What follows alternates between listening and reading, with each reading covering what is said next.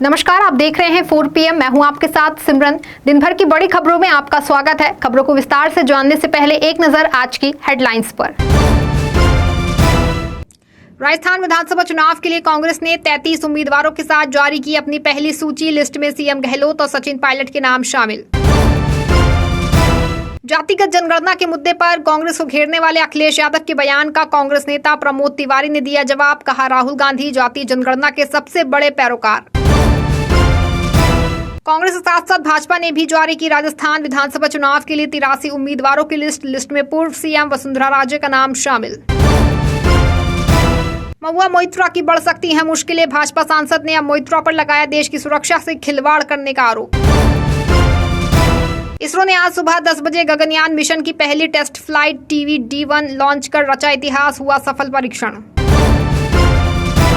महादेव सट्टा ऐप को लेकर छत्तीसगढ़ के सीएम भूपेश बघेल ने भाजपा सरकार को घेरा। कहा, बीजेपी ने चुनावी फंडिंग ली होगी तभी नहीं लगाया बैन। मध्य प्रदेश में भाजपा को घेरने के लिए कांग्रेस का बड़ा प्लान। महिलाओं व बेटियों के लिए किए कई वादे। भाजपा से दोस्ती वाले बयान को लेकर मीडिया पर भड़के नीतीश कुमार। कहा, अगर मेरी बातों को गलत तरह से दिखाया जाएगा तो मीडिया से बात करना कर दूंगा बंद। शिवपाल यादव का ओपी राजभर पर हमला। कहा, वे बहुत हल्के आदमी। तेलंगाना विधानसभा चुनाव को लेकर सीएम केसीआर का दावा। कहा, 119 में से 95 से 105 सीटें जीतेगी BRS।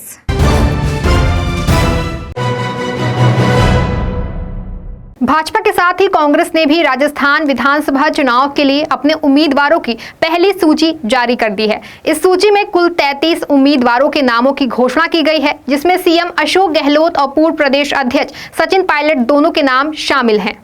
कांग्रेस ने 33 उम्मीदवारों वाली अपनी पहली सूची में मुख्यमंत्री अशोक गहलोत को सरदारपुरा से चुनावी मैदान में उतारा है। वहीं प्रदेश अध्यक्ष गोविंद सिंह डोटासरा को लक्ष्मणगढ़ से मैदान में उतारा है, जबकि सचिन पायलट को टोंक विधानसभा क्षेत्र से टिकट दिया गया है। इसके अलावा CP जोशी को नाथद्वारा से टिकट मिला है। कांग्रेस की पहली लिस्ट में प्रत्याशियों के चयन मंग कोई खास बदलाव नहीं किया गया है। इसके अलावा ओसिया से दिव्या मदेरणा, हिंडोली से अशोक चांदना, सवाई माधोपुर से दानिश अबरार, जोधपुर से मनीषा पवार और सादुलपुर से कृष्णा पूनिया को टिकट मिली है। राजस्थान में चुनाव करीब आते ही कांग्रेस ने सीएम अशोक गहलोत और सचिन पायलट के बीच की दूरियों को भी फिलहाल खत्म कर दिया है, जिससे अब प्रदेश में कांग्रेस की स्थिति फिर से काफी मजबूत नजर आने लगी है। बता दें कि राजस्थान में 25 नवंबर को मतदान किया जाना है। पिछले कुछ वक्त से इंडिया गठबंधन के दो दल कांग्रेस और सपा के बीच आरोप प्रत्यारोप का दौर जारी है। हाल ही में सपा प्रमुख अखिलेश यादव ने जातिगत जनगणना को लेकर भी कांग्रेस को घेरा था। अब कांग्रेस की ओर से राज्यसभा सांसद प्रमोद तिवारी ने जातिगत जनगणना के मुद्दे पर पार्टी की ओर से प्रतिक्रिया दी है। क्या कुछ कहा है प्रमोद तिवारी ने, आइए जानते हैं हमारी इस रिपोर्ट में। कांग्रेस नेता प्रमोद तिवारी ने दावा किया है कि राहुल गांधी जातीय जनगणना के मुद्दे को सबसे ज्यादा मजबूती के साथ उठा रहे हैं। कांग्रेस नेता ने कहा कि राहुल गांधी इस वक्त जातीय जनगणना के सबसे बड़े पैरोकार हैं। अखिलेश के बयान का जवाब देते हुए तिवारी ने कहा कि हाँ, पहले क्यों नहीं हुआ, तो मैं उनकी दोनों बातों से सहमत हूँ। मैं कहना चाहूंगा कि जातीय जनगणना इसलिए नहीं है कि किसी का हक दबाकर किसी को दिया जाए, लेकिन जब आप एक बजट बनाते हैं, कोई संसाधन लेते हैं, तो कोई वर्ग अपेक्षित ना रह जाए। राज्यसभा सांसद ने आगे कहा कि आपके सामने देश की एक तस्वीर होनी चाहिए कि किस वर्ग की संख्या क्या है और ये भी कि किसकी क्या समस्या है। इस समय जातीय जनगणना देश की जरूरत है, क्योंकि देश में कुछ वर्ग पिछड़े रहेंगे तो देश कभी तरक्की नहीं कर सकता। दूसरा, दूर दराज तक किसी का हक लेकर किसी को नहीं दिया जाएगा। इसमें जो वंचित हैं उनका प्रोत्साहन किया जाएगा। जाहिर है कि पिछले कुछ वक्त से देश में जाति जनगणना का मुद्दा गरमाया हुआ है। इसी पर कांग्रेस को घेरते हुए सपा प्रमुख अखिलेश यादव ने कहा था कि कांग्रेस तो अब इसे लेकर मुखर हुई है। कांग्रेस वही पार्टी है जिसने कभी जाति जनगणना नहीं होने दी और ना ही इसके आंकड़े जारी किए। अब अखिलेश यादव के इसी बयान पर प्रमोद तिवारी ने पलटवार किया है। भारतीय जनता पार्टी ने राजस्थान विधानसभा चुनाव के लिए अपने 83 उम्मीदवारों की एक सूची जारी कर दी है। सबसे खास बात यह है कि इस सूची में पूर्व सीएम वसुंधरा राजे का नाम भी शामिल है। वसुंधरा राजे को उनकी पुरानी सीट झालरा पाटन से ही मैदान में उतारा गया है। क्या है पूरा माजरा, आइए जानते हैं हमारी इस रिपोर्ट में। राजस्थान में भाजपा के अंदर काफी खींचातानी मची हुई है। ये खींचातानी भाजपा के नेताओं की नाराजगी की वजह से मची हुई है। वहीं वसुंधरा राजे की नाराजगी भी भाजपा के लिए चुनौती बनी हुई है। लेकिन अब इस 83 उम्मीदवारों की सूची में वसुंधरा राजे का नाम शामिल कर भाजपा ने वसुंधरा की नाराजगी को खत्म करने का प्रयास किया है। पूर्व सीएम राजे को उनकी पारंपरिक सीट झालरापाटन से ही चुनावी मैदान में उतारा गया है। ये वहां से 5वीं बार चुनाव लड़ने जा रही हैं, लेकिन नेता प्रतिपक्ष राजेंद्र राठौर की सीट बदल दी गई है। राठौर इस बार तारानगर से चुनाव लड़ेंगे, जबकि पिछली बार वे चुरू से जीते थे। इस बार चुरू से उनकी जगह हरलाल सहारण को टिकट दिया गया है। इसके अलावा भाजपा के पूर्व प्रदेश अध्यक्ष सतीश पुनिया को अम्बेर से टिकट दिया गया है। वहीं कांग्रेस से भाजपा में आए पूर्व सांसद ज्योति मिर्धा को नागौर से उम्मीदवार बनाया गया है। पूर्व उपराष्ट्रपति भैरव सिंह शेखावत के दामाद नरपत सिंह राजवी को चित्तौड़गढ़ से उम्मीदवार बनाया गया है। वे पिछली बार जयपुर की विद्याधर नगर सीट से चुनाव लड़े थे, जहां से इस बार भाजपा ने सांसद और जयपुर के पूर्व शाही घराने से ताल्लुक रखने वाली दिया कुमारी को टिकट दिया है। जाहिर है कि राजस्थान में इस बार भाजपा की हालत काफी डामाडोल नजर आ रही है, क्योंकि पार्टी को अपने ही नेताओं से लगातार चुनौती मिल रही है। तो वहीं वसुंधरा राजे की नाराजगी भी भाजपा व पीएम मोदी की मुश्किलें बढ़ा रही है। फिलहाल अब राजे को टिकट तो दे दिया गया है, जिससे कि साबित है कि भाजपा वसुंधरा राजे के आगे झुक गई है। लेकिन फिलहाल अभी भी भाजपा ने उन्हें या किसी और को भी अपना सीएम फेस नहीं बनाया है। देश में जैसे जैसे 2024 लोकसभा चुनाव व 5 राज्यों के चुनावों की चर्चा हो रही है, वैसे ही वैसे सियासी आसमान में नेताओं के आरोप प्रत्यारोप व बयान भी तेजी से फैलने लगे हैं। इस समय सबसे ज्यादा सुर्खियों में बना हुआ है कांग्रेस व सपा के बीच जारी वाक युद्ध, जो वहीं दूसरी ओर 5 राज्यों के विधानसभा चुनावों को लेकर भी नेताओं का एक दूसरे पर हमला लगातार जारी है। चुनावी सरगर्मी को लेकर देखिए हमारी ये रिपोर्ट। देश में इस समय राजनीतिक बयान सियासी आसमान में हवा की तरह फैल रहे हैं। एक ओर सपा और कांग्रेस के बीच जुबानी जंग जारी है, तो वहीं दूसरी ओर तेलंगाना, मध्य प्रदेश व छत्तीसगढ़ में राहुल और प्रियंका गांधी मोदी सरकार व भाजपा पर हमला बोलने का कोई भी मौका नहीं गंवा रहे हैं। तो वहीं टीएमसी सांसद महुआ मोइत्रा भी भाजपा के निशाने पर बनी हुई हैं। उन पर पैसे लेकर संसद में प्रश्न पूछने का तो आरोप लग ही रहा है। इससे भी आगे उन पर देश की सुरक्षा के साथ खिलवाड़ करने का भी दोष मढ़ा जा रहा है।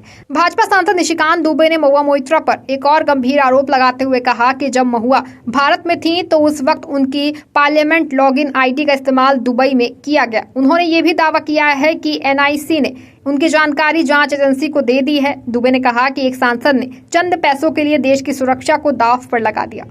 फिलहाल इस सियासी मौसम में नेताओं द्वारा बयानबाजी जारी है। सभी दल एक दूसरे पर आरोप प्रत्यारोप गढ़ रहे हैं। किसके आरोपों में कितना दम है, ये तो आने वाले वक्त में ही पता चल पाएगा। लेकिन इतना तो साफ है कि 2024 के लोकसभा चुनाव तक नेताओं द्वारा इस तरह की बयानबाजी जारी रहेगी। भारतीय अंतरिक्ष अनुसंधान इसरो को आज एक और बड़ी सफलता हाथ लगी है। इसरो ने आज सुबह 10 बजे गगनयान मिशन की पहली टेस्ट फ्लाइट TV-D1 लॉन्च का इतिहास रच दिया है। भारत का ये परीक्षण सफल साबित हुआ है। इसरो चीफ एस सोमनाथ ने इस मौके पर पूरी टीम को बधाई दी। इस ऐतिहासिक क्षण पर इसरो चीफ एस सोमनाथ ने कहा कि मुझे इस बात की घोषणा करते हुए खुशी हो रही है कि गगनयान मिशन की पहली टेस्ट फ्लाइट TV-D1 मिशन सफल रही। इस मिशन का मकसद क्रू एस्केप सिस्टम की जांच करना था। इसरो चीफ एस सोमनाथ ने आगे बताया कि इसरो पहले इस लॉन्चिंग को 8 बजे करने वाला था। नॉमिनल लिफ्ट ऑफ प्रोसेस के जरिए जाने के दौरान हमें कंप्यूटर के जरिए होल्ड जारी होने की जानकारी मिली। इस कंप्यूटर को ऑटोमेटिक लॉन्च सीक्वल कंप्यूटर कहा जाता है। इसरो चीफ ने बताया कि गगनयान मिशन का मकसद इंसानों को अंतरिक्ष में पृथ्वी की निचली ऑर्बिट तक भेजना है। पृथ्वी की सतह से इसकी दूरी 400 किमी है।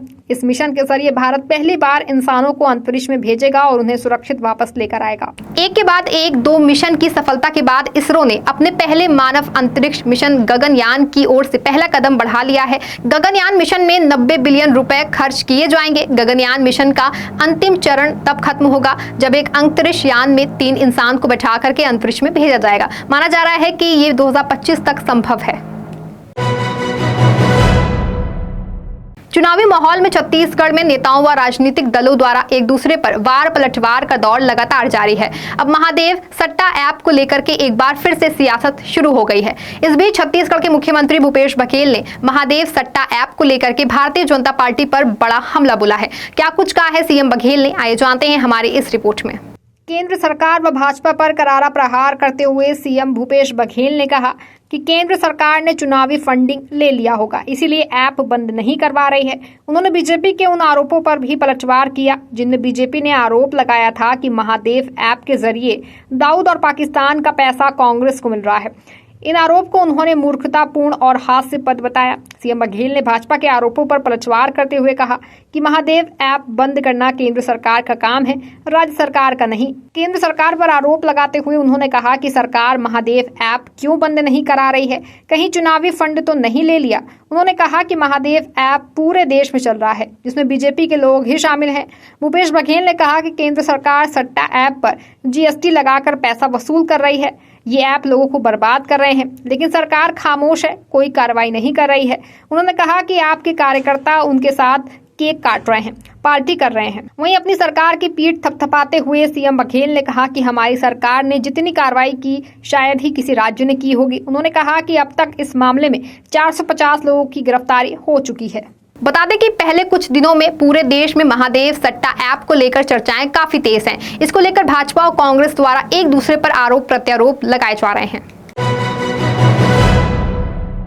चुनावी मौसम में मध्य प्रदेश में सियासी पारा काफी ज्यादा हाई है। ऐसे में सभी राजनीतिक दल अब अपने अपने वादों से जनता को लुभाने का प्रयास कर रहे हैं। इस बीच कांग्रेस ने अब की भाजपा को कड़ी चुनौती देने के लिए महिलाओं को कई सुविधाएं देने का वादा किया है। क्या है कांग्रेस के ये वादे, आइए जानते हैं इस रिपोर्ट में। इन घोषणाओं के बारे में जानकारी देते हुए कांग्रेस मध्य प्रदेश के मुखिया कमलनाथ ने ट्वीट करते हुए लिखा कि 1 महीने बाद बनने वाली कांग्रेस की सरकार पहले से घोषित योजनाओं के अलावा बेटी के जन्म से लेकर उसके विवाह तक 2,51,000 रुपए की आर्थिक सहायता प्रदान करेगी।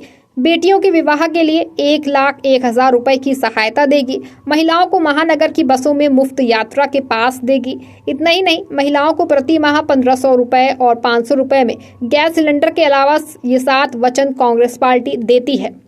पहला, बेटियों के विवाह की नई योजना प्रारंभ करेंगे, 1,01,000 रुपए की सहायता देंगे। दूसरा, महिलाओं के स्टार्टअप के लिए रुपए 25.00 लाख तक का ऋण 3% ब्याज दर पर उपलब्ध कराएंगे। तीसरा, आवासहीन ग्रामीण महिलाओं को आवास एवं आजीविका के लिए 5,000 वर्ग फुट का भूखंड देंगे। चौथा, महानगरीय बस सेवा में परिवहन हेतु निःशुल्क पास उपलब्ध कराएंगे। 5, आंगनवाड़ी सहायिका एवं कार्यकर्ताओं को नियमित करने के लिए नियम बनाएंगे।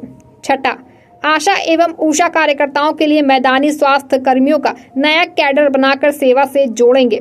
7वां, बेटियों के लिए मेरी बेटियां रानी योजना प्रारंभ करेंगे। उनको 2,51,000 की राशि उनके जन्म से विवाह संस्कार होने तक देंगे। जाहिर है कि इन लोक लुभावन वादों के जरिए इस बार कांग्रेस हर कीमत पर सत्ता में वापसी की तैयारी कर रही है। वहीं इस बार अब तक मध्य प्रदेश में कांग्रेस के प्रति माहौल भी काफी सकारात्मक लग रहा है। यही वजह है कि भाजपा के खेमे में खलबली मची हुई है। पिछले दिनों मोतिहारी में आयोजित दीक्षांत समारोह में बिहार के मुख्यमंत्री नीतीश कुमार ने कुछ ऐसा कह दिया जिसको लेकर उनके भाजपा से दोस्ती होने के संकेत निकाले जाने लगे थे। इसको लेकर अब नीतीश कुमार मीडिया पर भड़क उठे हैं और अपने बयान को लेकर जवाब भी दिया है। क्या कुछ कहा उन्होंने, आइए जानते हैं हमारी इस रिपोर्ट में। अपनी बात का स्पष्टीकरण देते हुए सीएम नीतीश कुमार ने कहा कि उन्होंने जो वहां बोला उसका गलत मतलब निकाला गया। सीएम ने कहा कि मोतिहारी में विश्वविद्यालय बनाने को लेकर हमने दबाव बनाया। मेरे कहने का मतलब बीजेपी के साथ का बिल्कुल नहीं था। मेरे कहने का मतलब था कि जो काम हुआ है उसे याद रखिए। सीएम नीतीश ने कहा कि वहां तो सभी दलों के नेता मौजूद थे, लेकिन मीडिया ने जो लिखा और दिखाया उससे मुझे दुख हुआ है। उन्होंने कहा कि अगर ऐसे ही गलत छापा जाएगा और दिखाया जाएगा तो आज अंतिम दिन है, ऐसा बयान छपेगा तो बोलना बंद कर दूंगा। इस दौरान सुशील मोदी पर निशाना साधते हुए नीतीश कुमार ने कहा कि सुशील मोदी कहाँ हैं, क्या थे, उसको याद नहीं रहता है क्या? जब विश्वविद्यालय में थे तो छात्र नेता के चुनाव में मैंने कई वोट उनको दिलाए थे। विपक्ष चाहे जितना अटैक करे, मुझे कोई उससे मतलब नहीं है।